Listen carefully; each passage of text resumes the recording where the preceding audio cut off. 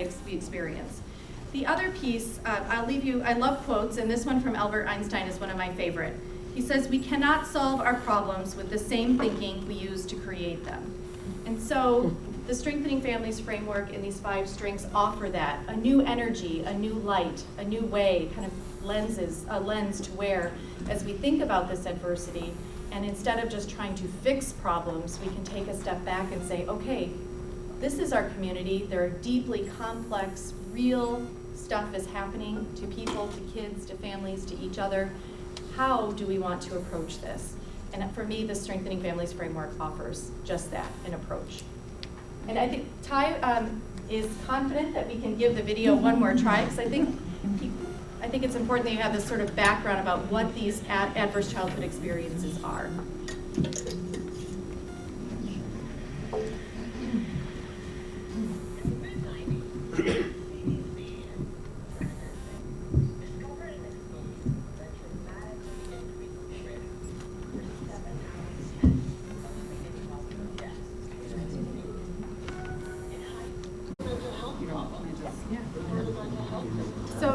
Shen is willing, she has the adverse childhood experiences, the 10 of them on her phone, so we could just do a Q&A. I can read them now, we can read them. Is that okay? Yeah. I just don't want to waste time trying to get the video going either.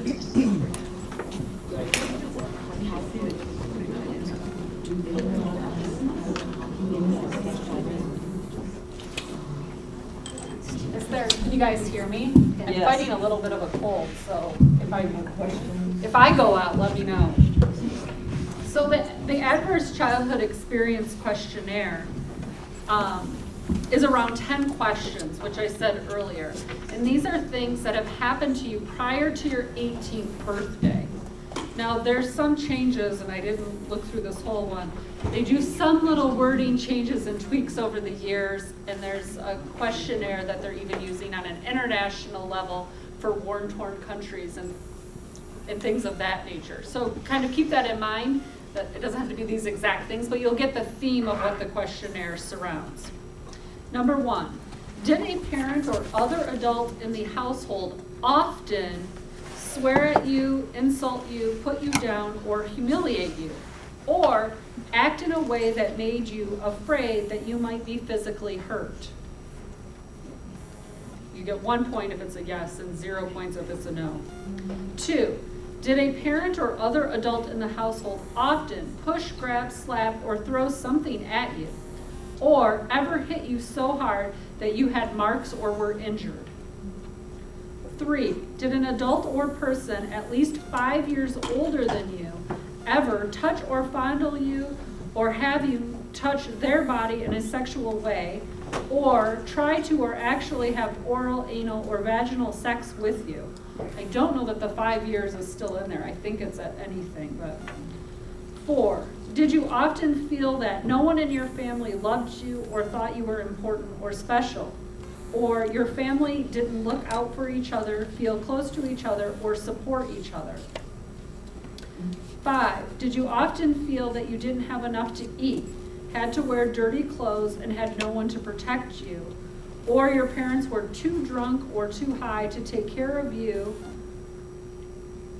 or to take you to the doctor if you needed it? 6, were your parents ever separated or divorced? So in this population, right, that's a big portion's already got a 1 just on that one question alone. Was your mother or stepmother often pushed, grabbed, slapped, or had something thrown at her, or sometimes or often kicked, bitten, hit with a fist, or hit with something hard, or ever repeatedly hit over at least a few minutes or threatened with a gun or knife? Did you live with anyone who was a problem drinker or alcoholic or who used street drugs? 9, was a household member depressed or mentally ill, or did a household member attempt suicide? 10, has a household member ever gone to prison? So that kind of gives you the basis of the 10 questions that there are on the quiz. And then the purpose of Nadine, when you say, well, she's a medical doctor, how does that tie in? with ACEs, and why does she care about ACEs, is because what they know about ACEs, given your scores, what they can predict biologically with you. So a score of 4 or more on the ACEs can tell us that compared to your peers, your life expectancy decreases by over 20 years. We also know what your risk of cardiovascular disease, high blood pressure, even cancer now coming out, that there's a connection there as well. So I think we're just starting to understand kind of the brain-body connection and how that's connected. But that's why I think the medical profession and Nadine Burke is so interested in what we can tell by people with an ACE score. Does that make sense? What's that? Can you define ACE for? Yeah, adverse childhood experiences. Adverse childhood experiences. And then that's, other people may refer to it as toxic stress. There is kind of a language issue. I was just in a meeting this morning with Kathy, and we were having this very conversation, which is, so we're all talking the same language. It was, PTSD is common, right? There's a lot of that. I've been diagnosed more than once with that in my life. But I believe that it truly is stemming a lot from this same thing that we're talking about. Question? Sometimes there's the perception that the foster home is just a way station. Can you tell us more about the importance of what happens In a foster in home? a foster home? Ideally, what I would like to happen in a foster home or what happened in mine, because those are two different things. Part of the training that I was just doing down in DC was with foster parents, and I think what happens is that the foster parents who show up to have more training and get more knowledge aren't probably the ones that we need to be reaching, right? So it's this way for me. My experience was not a very positive experience in a foster home, and that's not to say that there's not positive foster parents. There are. I think there's a lot of untrained foster parents who go into this with great intentions perhaps, and immediately on the first placement of a child who has had traumatic events happen to them, and by placement into their home is having yet another traumatic event happen to them, don't necessarily have the skills that they need and the proper training and the proper community support, and that they get burnout very quickly, and maybe their initial intention becomes lost. I tend to believe that everyone had a good initial intention going in, and then it got lost, and then bad things tend to happen. Could be wrong. There's probably a few that go in with bad intentions. But So no training is required? No. there is training. In Michigan, foster parents go through PRIDE training, but there's not continuing education that's mandatory. It's actually one of the things I brought up in this meeting this morning, which out of all the people who touch a child during a day, a teacher, a social worker, a counselor, even most clergy, like anybody, a coach, all has some sort of continuing education that goes on as part of their professional life. But for parents, even regular parents, right? I was surprised when they let me take my daughter home from the hospital, and that was it. Like, here you go.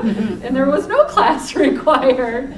It is one of those areas where I think it's lacking. There isn't a lot. After that initial training and licensing, there is nothing further required. No support system they're required to participate in? Not mandatory. There's things available. Again, and this was part of what I was doing down in DC, was working with a group of foster parents on one of the day. But they have 20,000 foster parents in Northern Virginia, and I had a room of 60 parents. So, the 60 parents are saying, we don't understand what you're saying about all these bad things happening, because we love these kids and we do everything to support them. But, the 60 who are really great don't even ring the scale when you talk about how many parents were out in that region. They don't even register their little bit. Wow, So, thank you. in the back. I was just going to add, I work with a family right now who is becoming a foster care parent, and there's so many hoops. It's in the home, and there's so many steps to it. And so I think that the folks that either want to do it, they have good intentions, it can be a really scary process, or turn them away because there's so much, a large process to become licensed. Yeah. Absolutely. I'd like to know what some of the things are that are looked into before a family is chosen to be a foster family. Okay, so I don't know every specific, like I don't have the checklist of everything they go through, but there's a background check that is done. From my own experience, we were licensed for a short time in Grand Traverse County, my husband and I, so we did background checks, there were reference checks. Our references, by the way, were my husband's parents, so I thought that was weird that that's who they wanted to, I mean, if somebody was gonna say something bad about us, I doubt it would be his parents, but, and we did have a home check. One of my concerns when I talk about a home check though is, you know, we live in a nice home on Long Lake, I told you guys that. And when we went through the foster care process, our plan was we have this extra spare bedroom, we'll take one kid. That was kind of our plan. We have one daughter, we'll just take one. And they came in and licensed us for 10 children. So what I considered good enough for one child, right, because they started telling us how many bunk beds I could put in a room, and then I have these rooms, and then I kind of have this half bedroom that we just call a laundry room, but it does have a closet in it, and that could be considered a bedroom with just this laundry in it. And you could put bunk beds in there, and so you could be licensed for 10 kids. So that's part, I mean, for me as an advocate, part of my concern is, you know, we're often looking for beds, and that's not always the best situation to be in, that we're in such need of beds that we start to do maybe what seems on the outside a little bit crazy. What is the state department that oversees this? What's the name of the division of the state of Michigan? They just changed, right? Health and Human Services? Department of Health and Human Services. Okay, and then it's a division within that for foster care. Yes. Shannon, I've had the pleasure of hearing you speak before, and you shared some statistics with us Yeah. that I think would, if you wouldn't mind sharing those Sure. again, you know, I think the percentage of people Yeah. that, you know, there's success or lack of success rate once you've been in the Yeah, system. this is how I got into this work. So I went to Michigan State University, and it took me a long time to graduate, by the way, because I worked through school. But I started working at a law office as a receptionist, and then I started running law offices in the Lansing area. It's how I hired my husband. That's how I met my husband. I gave him his first job out of law school. And we moved to Traverse City in '99 to start a law practice. And what I noticed is we started just basically having the same person come through the door, they just had a different name.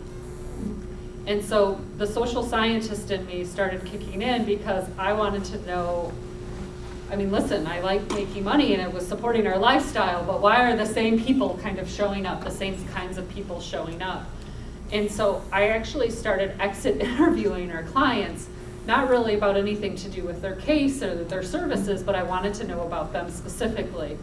And when I did that, I started finding out things that had a lot less to do with poverty that they were living in, and single moms, although that was common too. There was a lot, when I started asking the question, how many days did you spend in foster care, that a lot of people were answering that they had spent at least 1 or more days in foster care. And up until that point, I'd never really shared with anybody that I'd been in foster care. My husband knew I had been in care, but we had never discussed the details surrounding that. And so it really kind of struck a chord with me that people were starting to say that had this kind of common experience. And so I started doing a lot of research into it and got motivated to write the book because I found out that out of 1.6 million people imprisoned in our country, that 1.2 million had been former foster care.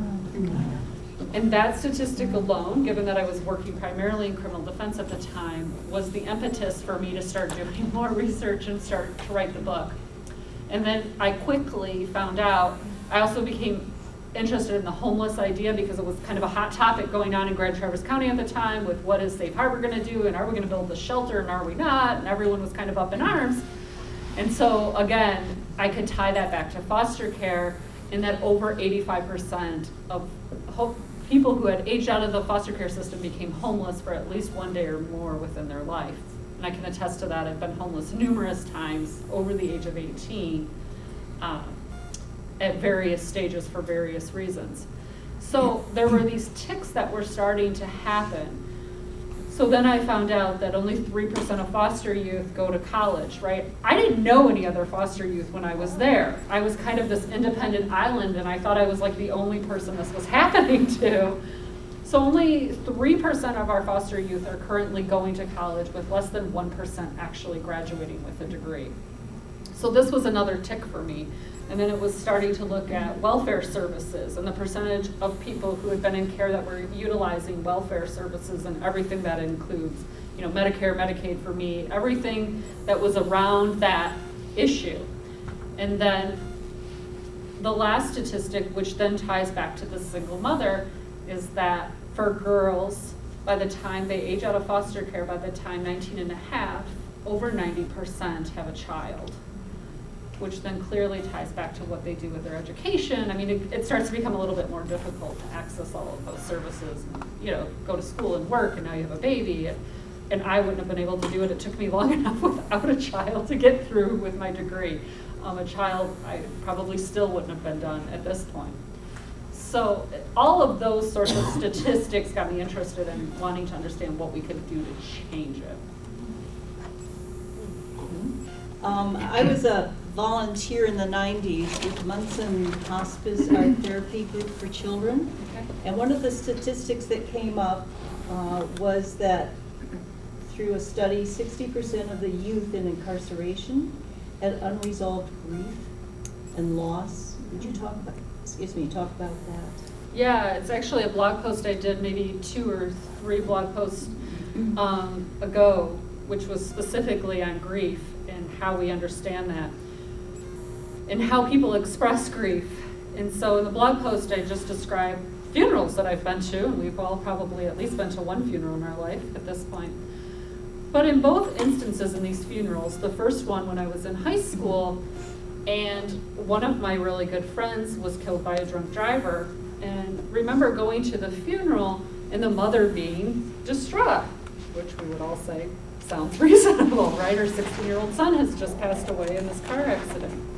And I remember, you know, her reaction and how upset she was, like overly upset. If you saw her in any other setting, it would have been considered unacceptable behavior, right? But we were at this funeral and it was acceptable, and everyone came to her to give love and compassion and help her and have her take a seat. And at another funeral, which was a little bit more recently, a woman who lost her husband, and then she was kind of cussing and swearing and like yelling at the husband about, you know, you promised you'd never leave. Again, acceptable in this situation, and nobody really stood back and questioned it at all. And yet again, other people came up and graciously hugged her and took her and had her sit down and relax, and everyone was very compassionate. But in any other circumstances, people would have been like, this woman's crazy, right? Like, we can't have this, you can't act this way. But the way that grief comes out, we accept it, given those circumstances, that it's a funeral. But if it comes out at any other time, suddenly grief isn't acceptable in how we do that. And so for a long time, I didn't understand my own grief. You know, when people would say, well, what happened to your parents? Oftentimes I would say, they're dead. People stop asking you questions at that point. You don't have to answer any more questions. And it was easier than trying to explain what I'd been through. But I think grief is a key component in trauma and how we see that come out. That for Billy, that may come out in throwing something at another student in the classroom, but we see it as an aggressive behavior, and we don't ask the appropriate questions behind that to know what happened and why Billy may be grieving. And that's how trauma and being trauma informed starts to tie into this whole conversation, is not saying what's wrong with you, but what has happened to you. And that's kind of where that focus and that thin line for me and how it all ties together. Is this kind of training, ACEs training, taking place in schools throughout the state of Michigan, do you know? Well, that's a great question.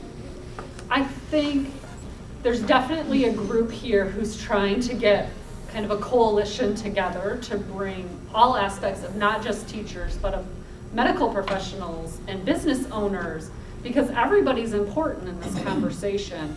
And if you have teachers who are informed, but parents who aren't, it's not gonna work, or community members who aren't informed. You know, these kinds of things are important because everyone needs to come to the table and say, we're gonna do this together. We're committed to be trauma informed as a community so that everyone's on board supporting it. Because as soon as one person kind of drops the ball in their area, we could be in the same situation. So we have to have 100% support.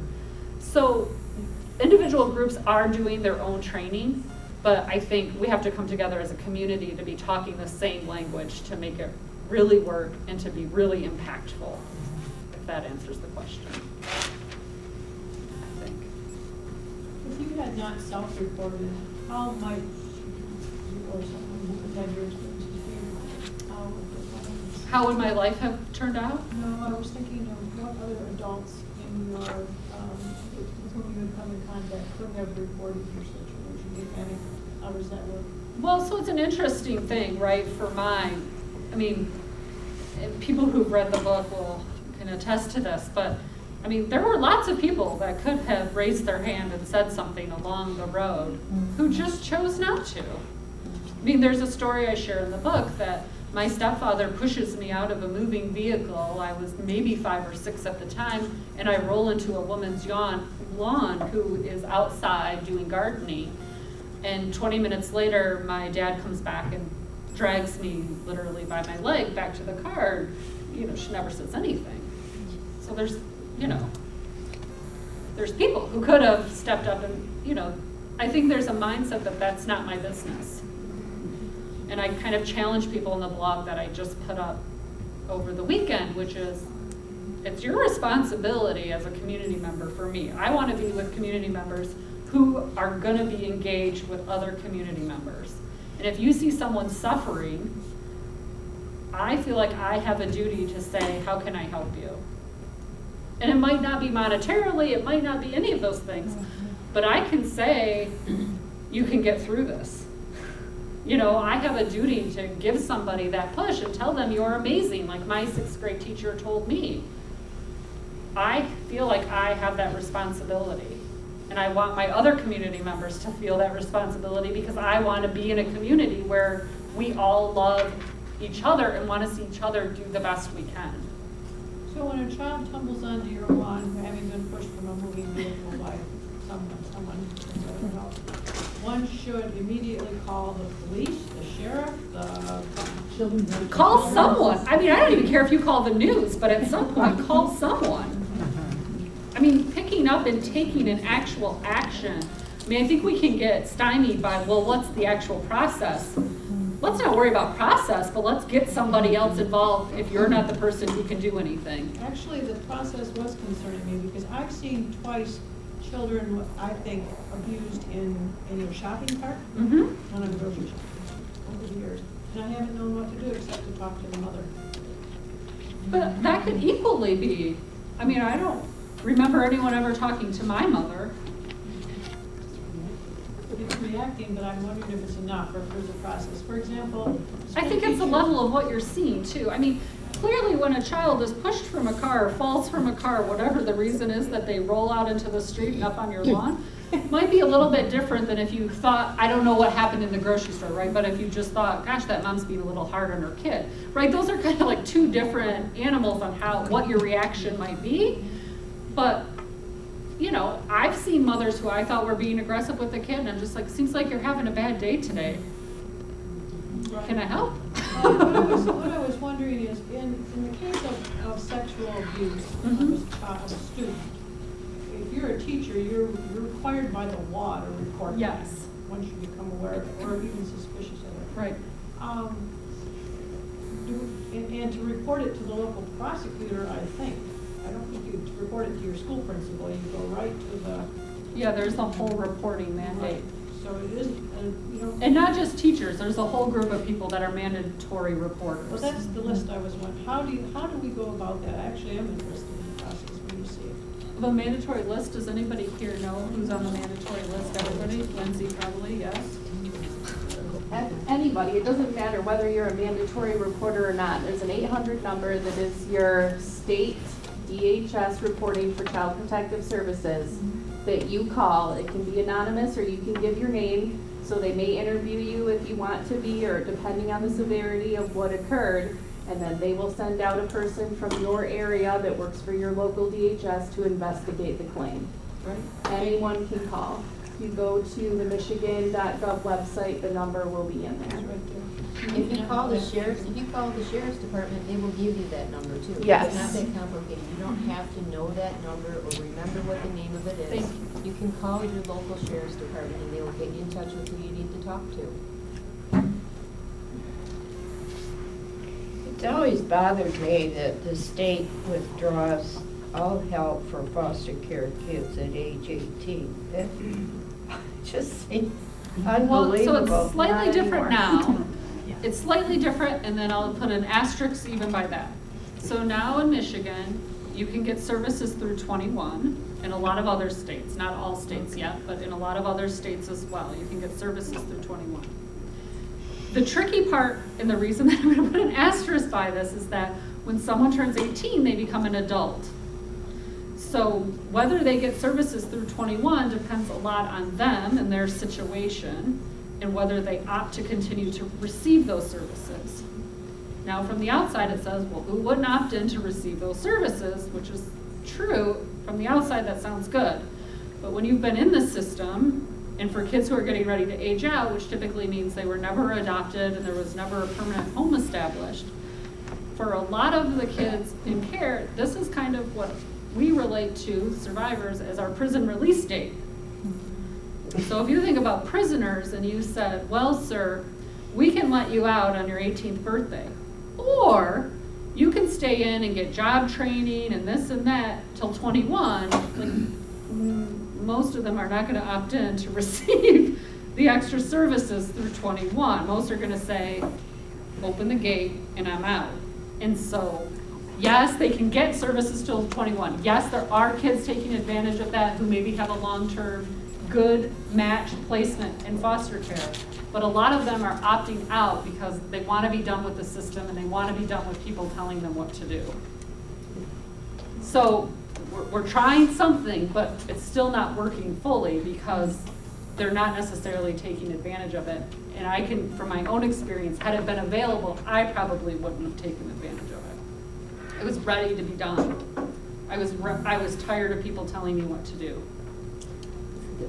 I mean, that's it, you know, yeah, you're 18. Yeah. You know, even in a traditional home, right? You're ready to take that next step in life. So signing up for another 3 years is difficult. I mean, the state's trying to do something. It is a solution. I just don't know if it's. I just want to say that, you know, I have some personal experience working with the Strengthening Families model, and so, you know, when we like learn some of this information that can be overwhelming about like trauma and our community, it's so nice to look at that model in particular. You know, I encourage everyone here to research that more because that's something you can really do. You can just connect with families in your community. You can't, I mean, this can be so overwhelming, it's so huge, and there isn't always a lot of people, but you can, you know, learn about child development yourself, you know, and you can be a part of creating that community that is for families. Well, you can be part of asking better questions of the people around you. You know, you can be the person who isn't making that immediate judgment when you see something that doesn't seem right. You can be that person who starts to ask, gosh, it seems like you have a bad day. Is there something I can help you with, you know? And it starts that small. I mean, that's what being a trauma-informed community is about. It doesn't always have to be a monetary thing. It doesn't always have to be this big, huge kind of pie in the sky thing. How do we get there?